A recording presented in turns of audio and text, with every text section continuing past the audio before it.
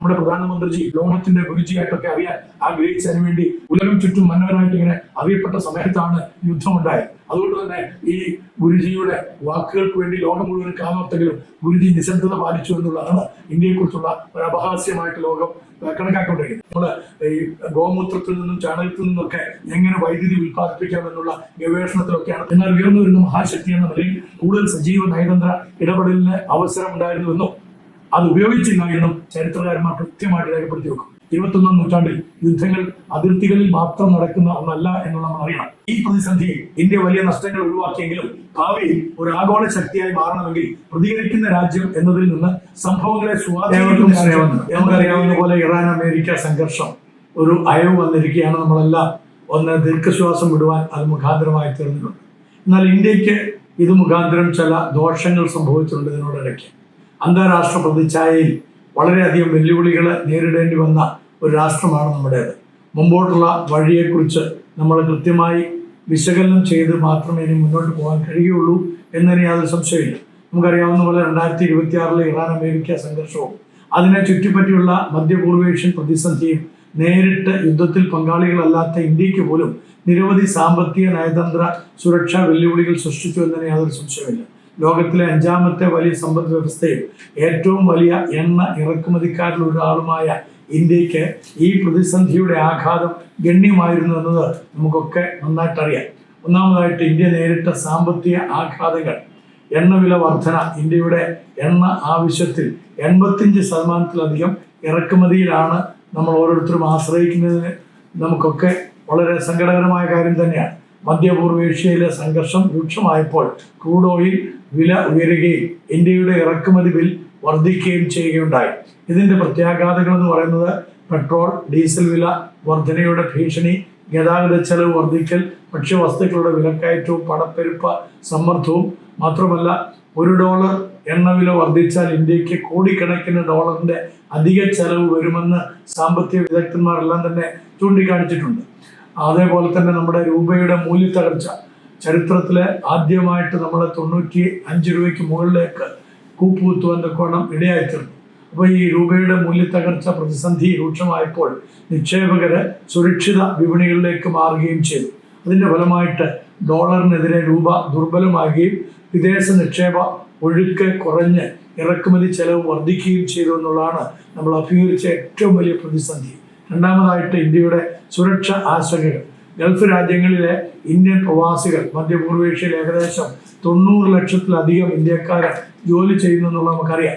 യുദ്ധം വ്യാപിച്ചിരുന്നില്ലെങ്കിൽ ഇന്ത്യൻ തൊഴിലാളികളുടെ സുരക്ഷ ഒരുപക്ഷെങ്കിൽ ഗണ്യമായിട്ട് നമുക്ക് സന്തോഷിക്കാവുന്ന വകയുണ്ടായിരുന്നു. എന്നാൽ ഈ യുദ്ധം വ്യാപിച്ചതിൻ്റെ ഫലമായിട്ട് തൊഴിലാളികളുടെയൊക്കെ സുരക്ഷ അപകടത്തിലാകുമായിരുന്നു. മാത്രമല്ല, വൻതോതിൽ ഒഴിപ്പിക്കൽ ദൗത്യങ്ങളും ഒക്കെ നടത്തേണ്ടി വരുമായിരുന്ന ഒരു ഘട്ടത്തിലേക്ക് നമ്മൾ നീങ്ങുകയും ചെയ്തു. ഇപ്പം ഇന്ത്യയിലേക്ക് വരുന്ന വിദേശ നാണയ വരുമാനം അല്ലെങ്കിൽ റെമിറ്റൻസ് എന്ന് പറയുന്നത് വളരെ കുറവായിരുന്നു ഈ കുറേ നാളുകളായിട്ട്. നമ്മളെല്ലാം അത് പലതരത്തിൽ ബാധിച്ചിട്ടുണ്ട്. നമ്മുടെ കുടുംബാംഗങ്ങളെ ബാധിച്ചിട്ടുണ്ട്. നമ്മുടെ ദേശത്തെ, നമ്മുടെ രാജ്യത്തെ അത് ബാധിക്കുകയുണ്ടായി. മാത്രമല്ല, സമുദ്ര സുരക്ഷ. ഇന്ത്യയുടെ വിദേശ വ്യാപാരത്തിന്റെ വലിയൊരു പങ്ക് അറബിക്കടലിലൂടെയും അതേപോലെ തന്നെ ഹോർമൂസ് കടലിടുക്കിലൂടെയും കടന്നു പോകുന്നുണ്ട് എന്നുള്ള നമുക്കറിയാം. ഹോർമൂസ് കടലിടുക്ക് അടച്ചു പൂട്ടപ്പെട്ടിരുന്നത് കൊണ്ട് ചരക്ക് ഗതാഗതം വളരെയധികം തടസ്സപ്പെട്ടിരുന്നു. കപ്പൽ ഇൻഷുറൻസ് ചെലവ് വളരെയധികം ഉയരുകയും ചെയ്തു. മാത്രമല്ല, ഇന്ത്യൻ കയറ്റുമതിയും ഇറക്കുമതിയും അത് വളരെയധികം ബാധിക്കുകയും ചെയ്തു. എന്നാൽ ഭാഗ്യവശാൽ ഇപ്പോൾ അതിനൊക്കെ ഒരു അയവ് വന്നിരിക്കുന്നു എന്നുള്ളത് നമുക്ക് സന്തോഷിക്കാനുള്ള ഒരു കാര്യം തന്നെയാണ്. മൂന്നാമതായിട്ട് നയതന്ത്ര പ്രതിസന്ധിയെക്കുറിച്ചാണ് പറയാൻ ആഗ്രഹിക്കുന്നത്. ഇന്ത്യക്ക് ഇരട്ട വെല്ലുവിളി. ഇന്ത്യയുടെ ഏറ്റവും വലിയ നയതന്ത്ര പരീക്ഷണം ഇതായിരുന്നു.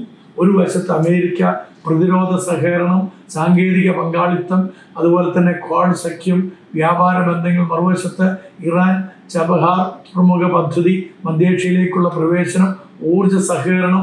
ഇന്ത്യക്ക് ആരുടെയും പക്ഷം പൂർണ്ണമായി പിടിക്കാൻ കഴിയാത്ത ഒരു വല്ലാത്ത അവസ്ഥയിലൂടെ നമ്മൾ കടന്നു പോവുകയായിരുന്നു കുറച്ച് നാളുകളായിട്ട്. ലോകരാഷ്ട്രങ്ങൾക്കിടയിൽ ഇന്ത്യയുടെ ഇമേജിന് വളരെയധികം ഹാനി സംഭവിക്കുകയും ചെയ്തു. ചില വിമർശനങ്ങൾ ഉയർന്നു വരുന്നത് പാശ്ചാത്യ മാധ്യമങ്ങളിലെയും ചില നയതന്ത്ര വൃത്തങ്ങളിലെയും അഭിപ്രായ പ്രകാരം ഇന്ത്യ കൂടുതൽ വ്യക്തമായ നിലപാട് എടുക്കേണ്ടിയിരുന്ന സമയങ്ങളിലൊക്കെ മൗനം പാലിച്ചു എന്നുള്ളതായിരുന്നു. എന്നാൽ ഇന്ത്യയുടെ ഔദ്യോഗിക നിലപാടാകട്ടെ സംഭാഷണത്തിലൂടെയും നയതന്ത്രത്തിലൂടെയും പ്രശ്നപരിഹാരം വരുത്തുക എന്നുള്ളതായിരുന്നു. യഥാർത്ഥത്തിൽ ഇന്ത്യയുടെ ഇമേജ് കുറഞ്ഞോ എന്ന് നമ്മൾ പരിശോധിക്കേണ്ടത് ആവശ്യമാണ്. പല അന്താരാഷ്ട്ര നിരീക്ഷകരുടെയും അഭിപ്രായത്തിൽ ഗണ്യമായ രീതിയിൽ അത് കുറഞ്ഞിട്ടില്ലെങ്കിലും നല്ല ശതമാനം ഇടിവ് ഇന്ത്യക്ക് സംഭവിച്ചിട്ടുണ്ട് എന്നുള്ളത് തന്നെയാണ്. അതിനൊരു കാരണമായി പറയുന്നത്, ഒന്നാമതായിട്ട് ഇന്ത്യ ഒരു മധ്യസ്ഥ ശക്തിയായി പ്രത്യക്ഷപ്പെട്ടു. ആരംഭ സമയത്ത് ഇന്ത്യ അമേരിക്കയുമായും സംസാരിച്ചു, ഇറാനുമായും ബന്ധം നിലനിർത്തി, ഇസ്രായേലുമായും സഹകരിച്ചു, ഗൾഫ് രാജ്യങ്ങളുമായി സൗഹൃദം തുടർന്നു. ഇതിനെ നമ്മൾ സ്ട്രാറ്റജിക് ഓട്ടോണമി എന്ന ഇന്ത്യയുടെ നയത്തിന്റെ തുടർച്ചയായിട്ടാണ് കണക്കാക്കപ്പെടുന്നത്. അത് നല്ലത് തന്നെയാണ്, കാരണം ആരെയും പിണക്കുന്നില്ല. പക്ഷേ ചില നിലപാടുകൾ കൃത്യതയോടുകൂടെ എടുക്കുകയായിരുന്നെങ്കിൽ പല പ്രശ്നങ്ങളും ഇതിനോടകം പരിഹരിക്കാൻ കഴിയുമായിരുന്നു എന്നുള്ളതാണ് ചില ആളുകൾ ഇതിനെക്കുറിച്ച് വിലയിരുത്തുന്നത്. രണ്ടാമതായിട്ട് ഗ്ലോബൽ സൗത്തിന്റെ നേതൃസ്ഥാനം ആഫ്രിക്ക, ഏഷ്യ, ലാറ്റിൻ അമേരിക്ക എന്നീ ഇവിടങ്ങളിലെ പല രാജ്യങ്ങളും ഇന്ത്യയുടെ സമതുലിത സമീപനത്തെ അനുകൂലമായി കാണുകയും ചെയ്തു എന്നുള്ളത് ചാരിതാർത്ഥ്യമുള്ള ഒരു കാര്യം തന്നെയാണ്. അതിനെ ശ്ലാഘിക്കേണ്ടുന്ന ഒരു കാര്യമാണ്. ഇന്ത്യയുടെ പ്രതിച്ഛായയ്ക്ക് എന്താണ് ശരിയായിട്ടുള്ള വെല്ലുവിളി ഉണ്ടായത് എന്ന് നമ്മൾ നോക്കുമ്പോൾ നിർണായക ഘട്ടങ്ങളിൽ നിശബ്ദത ചില വിദഗ്ധരുടെ അഭിപ്രായത്തിൽ ഇന്ത്യയുടെ പ്രസ്താവനകൾ പൊതുവായതായിരുന്നു. സമാധാന ആഹ്വാനം മാത്രമായിരുന്നു. വ്യക്തമായ മധ്യസ്ഥ നീക്കങ്ങൾ കുറവായിരുന്നു. ഇത് വലിയ ശക്തി എന്ന പ്രതിച്ഛായയ്ക്ക് ചിലപ്പോഴൊക്കെ പരിമിതി ഉണ്ടാക്കി കൊടുത്തു എന്നുള്ളതാണ്.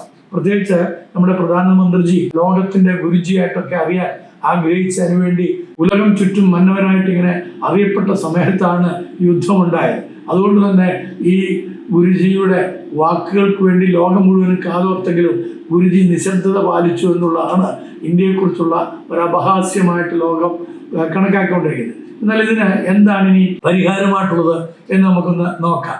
അതിനകത്ത് ഒന്നാമതായിട്ട് ഊർജ സ്രോതസ്സുകൾ വൈവിധ്യവൽക്കരിക്കുക എന്നുള്ളതാണ് ഇന്ത്യയുടെ ഏറ്റവും വലിയ ഒരു വെല്ലുവിളിയായിട്ട് കിടക്കുന്നത്. അപ്പം റഷ്യ, ബ്രസീൽ, അമേരിക്ക, ആഫ്രിക്കൻ രാജ്യങ്ങൾ എന്നിവയിൽ നിന്ന് കൂടുതൽ എണ്ണ ഇറക്കുമതി നമ്മൾ ചെയ്തെങ്കിൽ മാത്രമേ നമ്മുടെ ഊർജ സ്രോതസ്സുകളെ വർദ്ധിപ്പിക്കാനായിട്ട് സാധിക്കുള്ളൂ. രണ്ടാമതായിട്ട് തന്ത്രപ്രധാന എണ്ണ ശേഖരം വർദ്ധിപ്പിക്കുക. യുദ്ധകാല അടിയന്തര സാഹചര്യത്തിൽ നേരിടാൻ സ്ട്രാറ്റജിക് പെട്രോളിയം റിസർവ് വികസിപ്പിക്കുക എന്നുള്ളത് ഈ രാജ്യത്തിൻ്റെ ഏറ്റവും പ്രധാനപ്പെട്ട ഒരു ഘടകമാണ്. മുമ്പ് ഞാൻ ഇതിനെക്കുറിച്ച് പറഞ്ഞിട്ടുണ്ട്.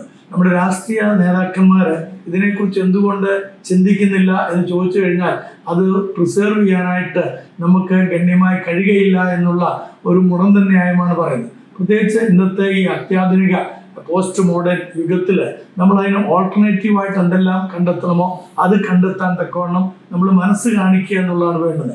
അതിനിതുവരെ ഇന്ത്യ മുന്നോട്ട് പോയിട്ടില്ല. നമ്മൾ ഈ ഗോമൂത്രത്തിൽ നിന്നും ചാണകത്തിൽ നിന്നൊക്കെ എങ്ങനെ വൈദ്യുതി ഉൽപ്പാദിപ്പിക്കാമെന്നുള്ള ഗവേഷണത്തിലൊക്കെയാണ് പല ആളുകളും നിലനിൽക്കുന്നത്. പ്രിയമുള്ളവർ, അങ്ങനെ അല്ല നമ്മുടെ രാജ്യം മുന്നോട്ട് വികസിക്കാനായിട്ട് സാധിക്കുക.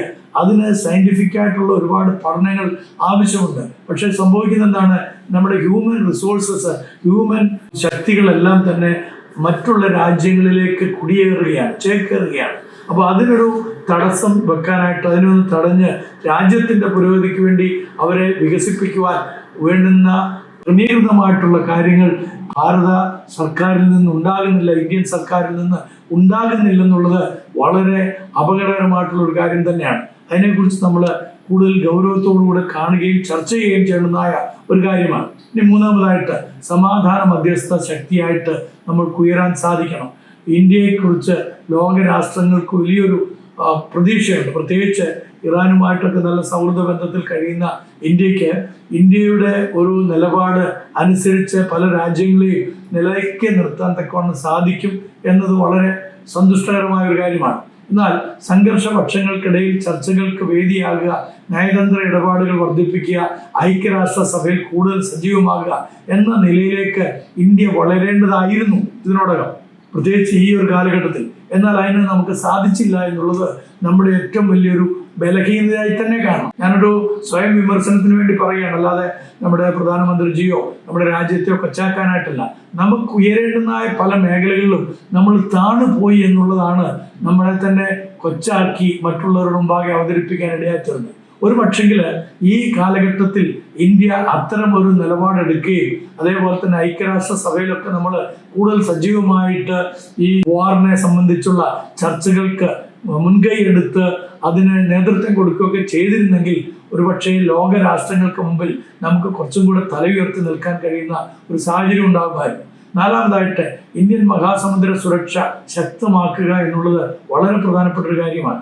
നാവികസേനയെ ശക്തിപ്പെടുത്തണം, കടൽമാർഗ സുരക്ഷ ഉറപ്പാക്കണം, വ്യാപാര പാതകൾ സംരക്ഷിക്കണം. ചരിത്രം ഇന്ത്യയെ എങ്ങനെയായിരിക്കും വിലയിരുത്തുക? നാളുകളിൽ ചരിത്രകാരന്മാർ ഒരുപക്ഷെ എങ്ങനെയായിരിക്കും പറയുക, ഇറാൻ അമേരിക്ക സംഘർഷകാലത്ത് ഇന്ത്യ യുദ്ധപക്ഷങ്ങളിൽ ചേരാതെ സ്വന്തം ദേശീയ താല്പര്യങ്ങൾ സംരക്ഷിക്കാൻ ശ്രമിച്ചു.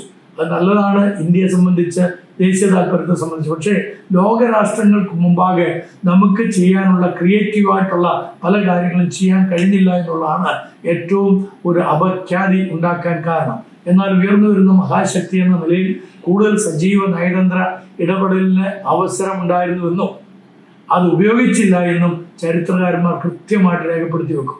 അതുകൊണ്ട് ഇറാൻ അമേരിക്ക സംഘർഷം ഇന്ത്യക്ക് ഒരു പ്രധാന പാഠം നൽകുന്നുണ്ട്. 21-ാം നൂറ്റാണ്ടിൽ യുദ്ധങ്ങൾ അതിർത്തികളിൽ മാത്രം നടക്കുന്ന ഒന്നല്ല എന്നുള്ള നമ്മൾ അറിയണം. അവ എണ്ണവിലകളിലും കപ്പൽ പാതകളിലും നാണയ വിപണികളിലും നയതന്ത്ര ബന്ധങ്ങളിലും നടപ്പാക്കപ്പെടുന്ന ഒരു യുദ്ധമാണ്. ഈ പ്രതിസന്ധിയിൽ ഇന്ത്യ വലിയ നഷ്ടങ്ങൾ ഒഴിവാക്കിയെങ്കിലും ഭാവിയിൽ ഒരു ആഗോള ശക്തിയായി മാറണമെങ്കിൽ പ്രതികരിക്കുന്ന രാജ്യം എന്നതിൽ നിന്ന് സംഭവങ്ങളെ സ്വാധീനിക്കുന്ന രാജ്യം എന്ന നിലയിലേക്ക് നാം ഉയരേണ്ടതുണ്ട്. ഈ സംഭവത്തിന്റെ ഏറ്റവും വലിയ പാഠം അതാണ് നമ്മളെ പഠിപ്പിക്കുന്നത്. അതുകൊണ്ട് നമ്മുടെ രാജ്യത്തിന് കുറച്ചും കൂടെ ദിശാബോധമുള്ള ഭരണാധിപന്മാർ ഉണ്ടായിരുന്നെങ്കിൽ എന്ന് കൊതിക്കുന്ന ഒരു കാലഘട്ടമാണ് ഇന്ത്യയിലെ ജനത മുഴുവനും. അതിന് ഇടയാകട്ടെ എന്ന പ്രാർത്ഥനയോടുകൂടെ നിർത്തുന്നു. നന്ദി, നമസ്കാരം.